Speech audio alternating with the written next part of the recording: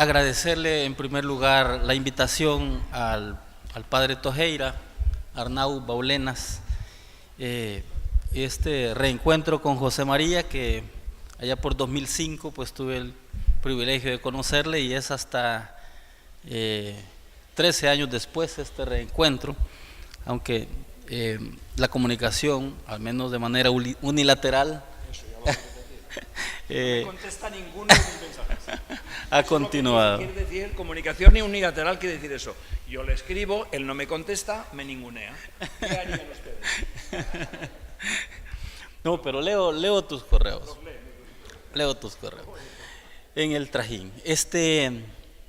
Bueno, los retos de la justicia ante una realidad sin amnistía. Bueno, muy poco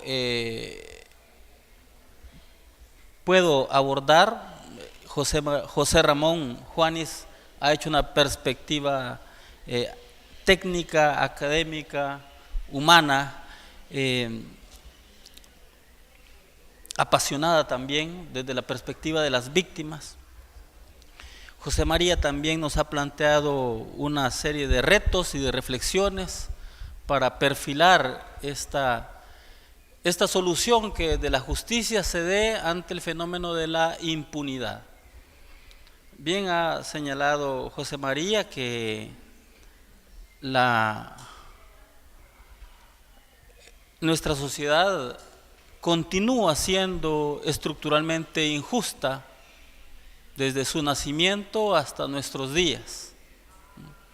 Una estructura económica y social injusta que se expresa no solamente en esa violencia de la desigualdad y la exclusión y la marginalidad, sino que se traduce, porque recordemos, violencia engendra violencia, se traduce también en expresión de violencia social, criminal y delictiva. Tenemos entonces este reto actual que preocupa tanto a la sociedad salvadoreña en este momento, como el reto de la violencia histórica y de la impunidad histórica, a la que no podemos darle la espalda o tomar la actitud del avestruz, escondiendo la cabeza, escondiendo la cara ante el riesgo, el peligro. Pero esta evasión de afrontar los crímenes que se suscitaron durante el conflicto armado reciente no es una evasión inocente. No es un asunto que no se quiera tocar bajo el discurso de no abrir viejas heridas. Es que las heridas están y no han sanado. Las heridas, para tratar de sanarlas, hay que debridarlas. Es un término médico forense un término médico que he aprendido ahí con el contacto con los médicos forenses. Es decir, que a la herida hay que quitarle la parte necrótica que tiene para poder sanar. Hay que lavar, hay que hacer un proceso. Y eso de la sanación es un proceso doloroso. De lo contrario, no va a sanar. La perspectiva más fácil o la actitud más fácil es olvidar, y olvidar sin perdonar, y olvidar sin perdón. Y eso es lo que refleja la actitud del poder político, que es una expresión de quien está detrás de esa expresión de poder político. Cuando hablo de poder político, me estoy refiriendo no necesariamente o únicamente al tema de la visión de los partidos, sino de los funcionarios, de los que están sentados en puestos importantes de la justicia.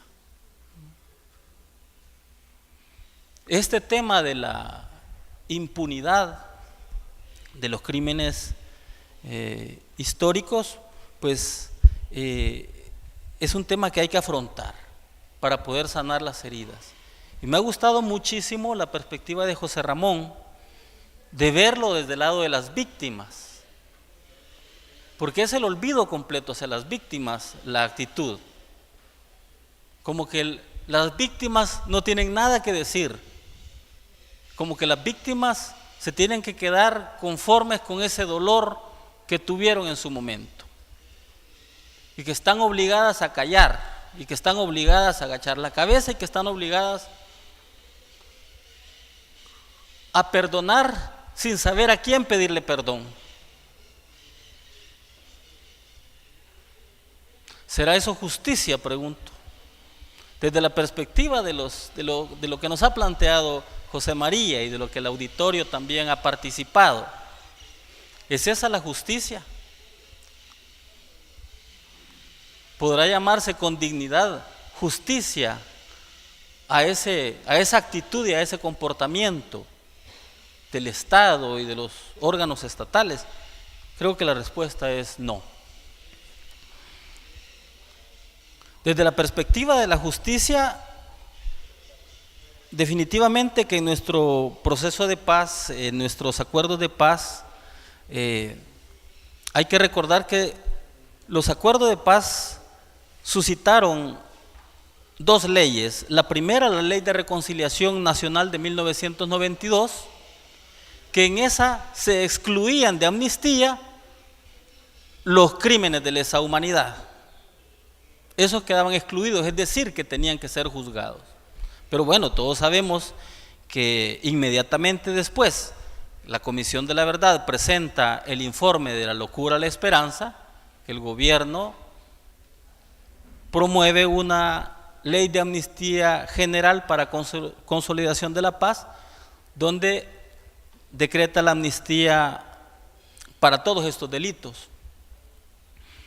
Hay que recordar también que en ese recorrido se plantearon inconstitucionalidades. En el año 1994 se plantea una inconstitucionalidad ante la Sala, 94, 96, 95 creo, esta sentencia, no tengo el dato exacto en este momento, pero la respuesta de la Sala de lo constitucional fue que la ley de amnistía general era una ley política y que era una decisión política y que los actos políticos no eran justiciables desde la justicia constitucional.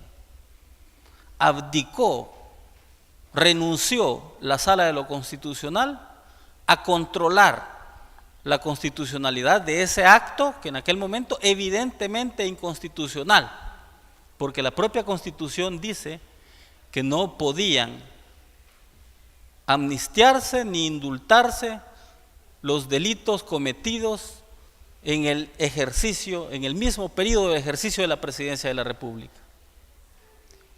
Y precisamente dentro de ese mismo ejercicio de la presidencia se comete el asesinato de los padres jesuitas,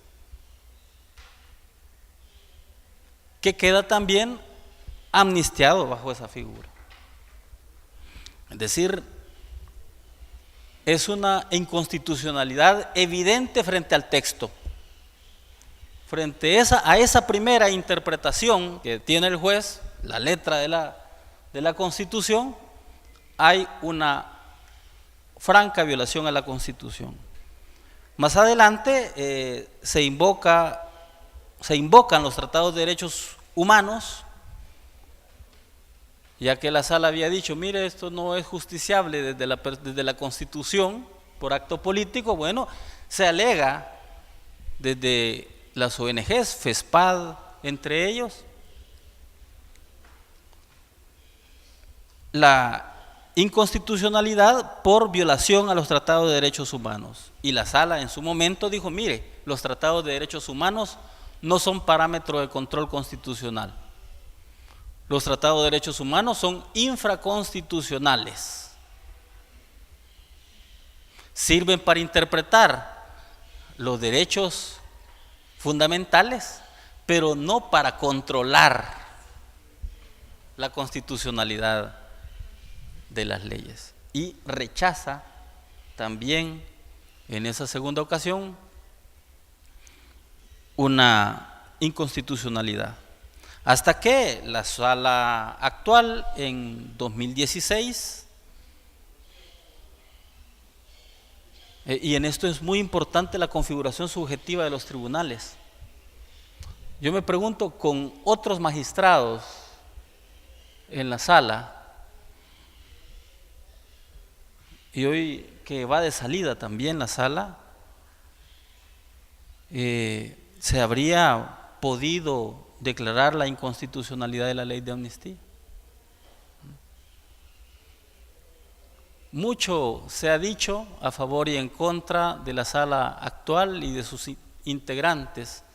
Tiene aduladores y tiene también detractores. Pero por sus frutos los conoceréis. Ese es el trabajo que deja la sala. Ese es el trabajo que deja la sala. Y si lo vamos a juzgar, juzguemos por sus decisiones, por el tipo de decisiones que tomaron. Algunas nos gustan, algunas no nos gustan. Pero hay que reconocer, y en esto hay que ser objetivo, el valioso aporte, al menos desde mi humilde perspectiva, de juez ordinario y de ciudadano, que con esa doble voz estoy acá, el aporte que ha hecho la Sala de lo Constitucional. La Sala ha dejado una luz de esperanza. Yo quería participar de algunas ideas, y sobre esta luz de esperanza quizás quiero referirme a algunas ideas que ha señalado José María también, muy importantes, porque quería enfocarla desde esta realidad. Se declara inconstitucional la ley de amnistía, por lo tanto estos delitos hay que perseguirlos. Y yo les quería proponer un FODA, pero el tiempo no nos da. La dinámica que hizo José María me gustó. ¿Qué fortalezas tenemos los ciudadanos salvadoreños? Las víctimas, ¿qué fortalezas tienen para lograr la justicia tradicional o retributiva? Porque el problema acá no es que con la justicia restaurativa nos olvidemos de la justicia retributiva. Está muy bien, excelente, me parece muy importante restaurarle, reconocer a la víctima, comprenderla desde su perspectiva de dolor, que pueda expresar, que pueda acreditarse la verdad y que se intente reparar ese perjuicio. En algunas ocasiones los tribunales lo que hacen es que se traduzca en una indemnización económica. Muchas víctimas no quieren una indemnización económica. Y cuando digo víctima lo estoy haciendo en un concepto generalizado para aclarar que la víctima no únicamente es el desaparecido, es el fallecido, el asesinado, el torturado. La víctima también son los ofendidos. Si no, vámonos al artículo 105 del Código Procesal Penal, que define quiénes son víctimas. También los ofendidos, sus familiares, también son víctimas del dolor de su pariente y de su propio dolor. La reparación económica en muchas ocasiones no es suficiente. Necesita también saber la verdad y poder saber a quién perdonar. Me parece muy importante el tema de la justicia transicional, y esta justicia restaurativa es un paso valioso para llegar a esta justicia tradicional. Porque el problema es que el victimario no solo se jacta de su crimen, sino también de la impunidad que le protege. Y es que en realidad en torno a esto hay un drama. Pero no pueden estar por encima de la ley. No pueden estar por encima de la ley.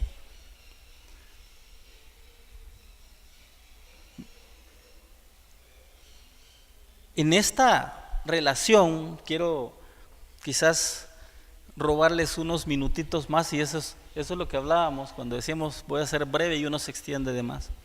Pero hay un tema de qué es el derecho, qué entendemos por derecho en su relación con la moral, y aquí hay una situación muy importante de la relación entre el derecho y la moral, por el tema de las órdenes ilegales, de las órdenes inmorales.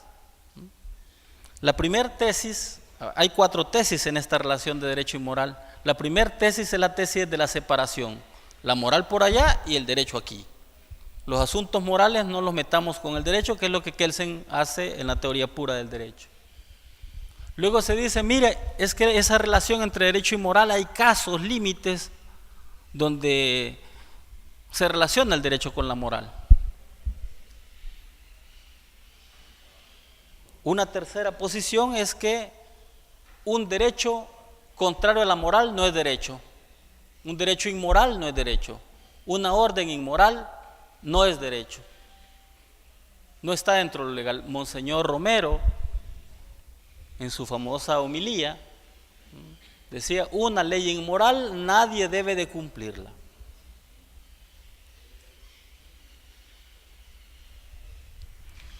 Pero el asunto entonces, ¿qué moral? ¿Qué moralidad atendemos? ¿Una moralidad social? ¿La moralidad de la mayoría? ¿O la moralidad de los grupos de poder? ¿A qué moralidad atendemos? ¿La moralidad del Opus Dei? ¿La moralidad religiosa? ¿La moralidad jesuita? ¿La moralidad LGTBI? ¿Qué moralidad? Bueno, los autores señalan que se debe atender a una moralidad crítica, una moralidad que no discrimine, una moralidad que no excluya, sino que integre, en este caso, a las víctimas. ¿Y quién decide esa moralidad? Bueno, y caemos otra vez, ¿quién decide la moralidad crítica? ¿Lo deciden los grupos de poder? Hacemos una encuesta, votamos. La moralidad crítica lo deciden los altos tribunales, como bien señalaba José María. Los altos tribunales son quienes tienen la enorme responsabilidad de dirigir, de llevar a puerto seguro a las sociedades, con decisiones que en su momento no se entienden, pero que años después se comprenden.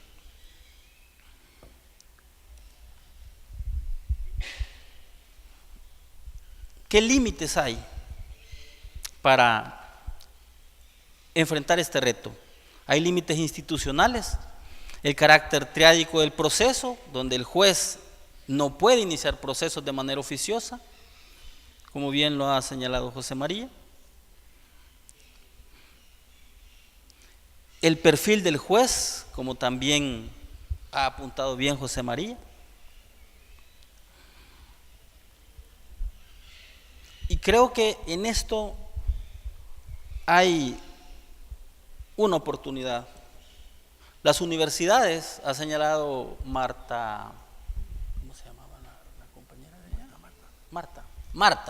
Marta nos dijo la formación, las universidades. Me siento privilegiado de haber salido de esta universidad y suenan en mi cabeza todos los días. La Universidad para el Cambio Social, la visión cristiana y la opción preferencial por los pobres.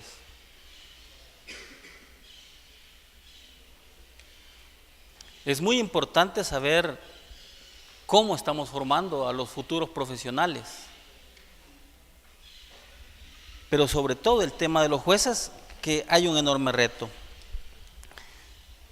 para concluir en el tema de las oportunidades que tenemos, la sentencia de inconstitucionalidad 5/2011 del 23 de diciembre de 2010 nos dejó ahí una luz de esperanza.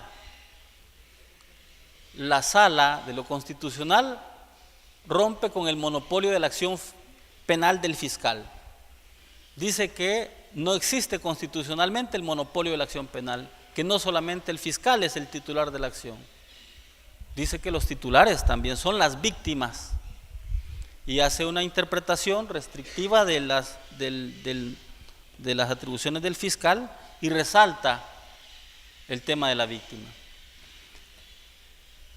Y dice que independientemente si se le llama acusación privada o querella autónoma o no importa la forma o el nombre procesal o la institución que se adopte, pero si el fiscal es negligente, si el fiscal no actúa, si el fiscal engaveta, si el fiscal ante las reiteradas peticiones de la víctima, del querellante, no atiende esas exigencias de las víctimas, está la posibilidad que la víctima se vaya de manera autónoma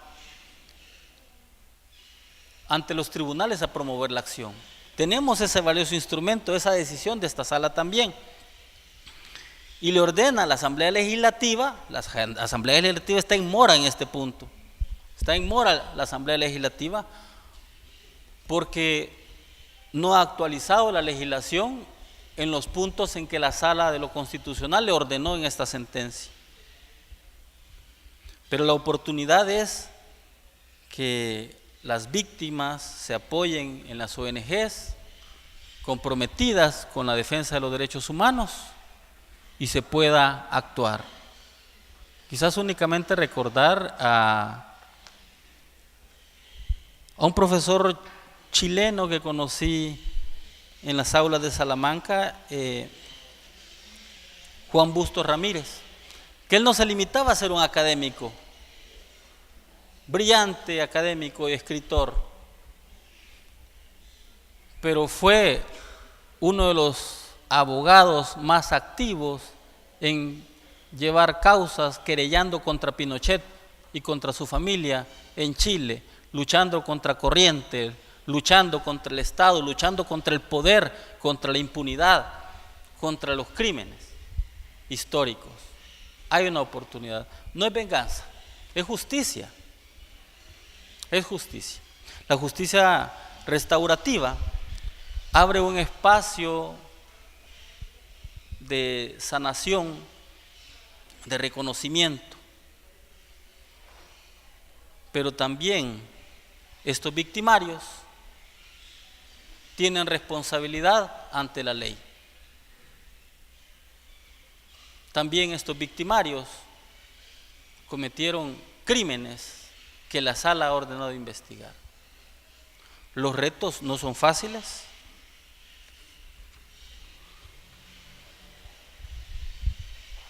Ser juez independiente no es fácil. Es casi imposible en la perspectiva de José María Tomás, porque el poder político ha sabido armar este andamio estatal para tener siempre las riendas del control. Una policía investigadora en manos del Ejecutivo, un fiscal persecutor en manos de los políticos, magistrados en manos de los políticos. La exigencia es tremenda para la clase política actual, porque le preguntaba en un evento a Perfecto Andrés Ibáñez en Honduras sobre qué pensaba de la soledad del juez, porque el papel de los jueces es tremendo, es ingrato. Uno tiene dos partes, con uno queda bien, el otro se ve enojado con el juez. O los dos se van enojados con el juez. Difícilmente los dos se van contentos con el juez. Entonces queda uno ahí con esa sensación de me equivoqué, obré bien. Lo importante es tener la conciencia tranquila, pero en esa tranquilidad es lo que Piero Calamandrei en el Elogio de los Jueces, escrito por un abogado, dice, habla de la soledad del juez. Y él propone que para afrontar la soledad del juez ante esa labor tan ingrata, propone la colegiación, que el juez con sus compañeros en el colegio puedan compartir esa soledad. Le preguntaba a don Perfecto Andrés qué pensaba él de la soledad del juez y de cómo suplirla ante la colegiación con sus compañeros, de llevar esa carga. Y la respuesta me encantó. Y cuando tengo oportunidad de repetirla, lo hago. Me dijo Perfecto Andrés Ibáñez, el problema de los jueces no es su soledad. El problema de los jueces son sus malas compañías. Son sus malas compañías. Porque estas malas compañías llegan a tentar al juez, llegan a cooptarlo. Podemos tener el juez hecho en hilo vasco, el juez ese que hemos tratado de dibujar con qué elementos. Yo le habría agregado uno, es la valentía. El juez debe ser valiente y afrontar las consecuencias de su decisión. Pero el sistema está tentando para cooptar y para que este juez se pase del lado del poder. Así es que las tentaciones son muchas, muchísimas. La corrupción, el amiguismo, las prebendas, las presiones de los medios de comunicación, las llamadas de los magistrados, que han cesado bastante, las presiones de los políticos. Tenemos entonces a este juez ante esos ataques a su independencia. Tenemos esas tentaciones y cuando no lo pueden tentar, pues lo atacan o lo neutralizan y lo marginan. Pero lo importante es que hayan jueces así. Hay que tratar de luchar desde la cátedra, desde la academia, desde nuestros espacios, por velar por esa importancia de esa independencia judicial y de la responsabilidad que es la contracara. Una cara es la independencia y la otra es su responsabilidad. Y finalmente, el último llamado, hoy sí, es un llamado de esperanza, que no claudiquemos en el anhelo de justicia, que no dejemos de tocar las puertas de las instituciones. Hay que querellar, hay que acusar, hay que insistir para poder encontrar la respuesta que queremos. No tenemos paz porque no tenemos justicia. La paz solo puede edificarse sobre la justicia. El reto es tremendo y la limitación, el juez no lo puede hacer, no puede investigar de oficio. Tiene al fiscal. El fiscal es el que debe tocar las puertas, pero también la sala le ha dicho a las víctimas, háganlo ustedes, pueden hacerlo ustedes. Así es que yo nuevamente le agradezco la invitación al padre, regresar al alma mater y agradecer y felicitar a los compañeros que me han antecedido y invitarlos a continuar viva con esta esperanza y sigamos luchando por la justicia. Gracias, buenas tardes.